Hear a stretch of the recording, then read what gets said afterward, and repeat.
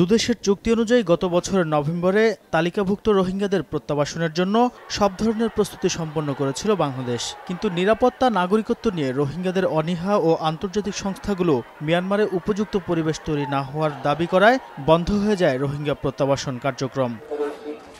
এদিকে উখিয়া টেকনাফে ১১ লাখের অধিক রোহিঙ্গা বসবাসের কারণে নানাবিধ সমস্যায় জর্জরিত স্থানীয়রা। মিয়ানমার সেনাবাহিনীর নির্যাতনে পালিয়ে এসে বাংলাদেশে আশ্রয় নেওয়ার পর ১৬ মাস পেরিয়ে গেলেও এখনো পর্যন্ত প্রত্যাবাসন শুরু না হওয়ায় ক্ষুব্ধ স্থানীয়রা। প্রতিদিন এদের অনেকগুলো শিশু জন্ম নিচ্ছে, প্রতিদিন যোগ হচ্ছে, অনেক শিশু যোগ হচ্ছে। জনসংখ্যা বেড়ে যাওয়ার কারণে আমরা অনেক নানা দিক দিয়ে সমস্যায় ভুগতেছি। কূটনীতিক তৎপরতা বৃদ্ধির মাধ্যমে যাতে সহসায় রোহিঙ্গাদের তাদের সদস্য ফেরত পাঠায়, সেজন্য আমরা সরকারের কাছে জোর দাবি জানাচ্ছি।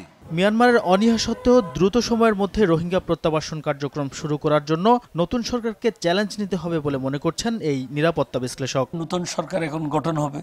নতুন সরকারের আমি তো মনে করি যে একটা এই প্রসেসটা যেটা আগের থেকে হয়ে আসতেছে অব্যাহত থাকবে। আর শরণার্থী ত্রাণ ও প্রত্যাবাসন কমিশনার জানালেন, এবছর রোহিঙ্গাদের প্রত্যাবাসন কার্যক্রমের সূচনা করা বড় কাজ হিসেবে দেখছেন তিনি। বড় কাজ হচ্ছে যে ওই প্রত্যাবাসনের সূচনা করা এবং সেটাকে সে লক্ষ্যে যাবতীয় প্রস্তুতি এবং অন্যান্য কার্যক্রম সম্পন্ন করা, সেটি আমরা আমাদের তরফ থেকে সরকারের নির্দেশ অনুযায়ী কাজ করে যাচ্ছি। আমরা বাংলাদেশ ও মিয়ানমারের মধ্যে চুক্তি অনুযায়ী যাচাই বাছাইয়ের পর তালিকাভুক্ত ২২৬০ জন রোহিঙ্গার মধ্যে প্রথম দফায় গত বছরের ১৫ নভেম্বর ১৫০ জনকে নাইক্ষ্যংছড়ির ঘুমদুম সীমান্ত পয়েন্ট দিয়ে মিয়ানমার কর্তৃপক্ষের কাছে হস্তান্তরের পরিকল্পনা ছিল, কিন্তু তা আজও হয়নি।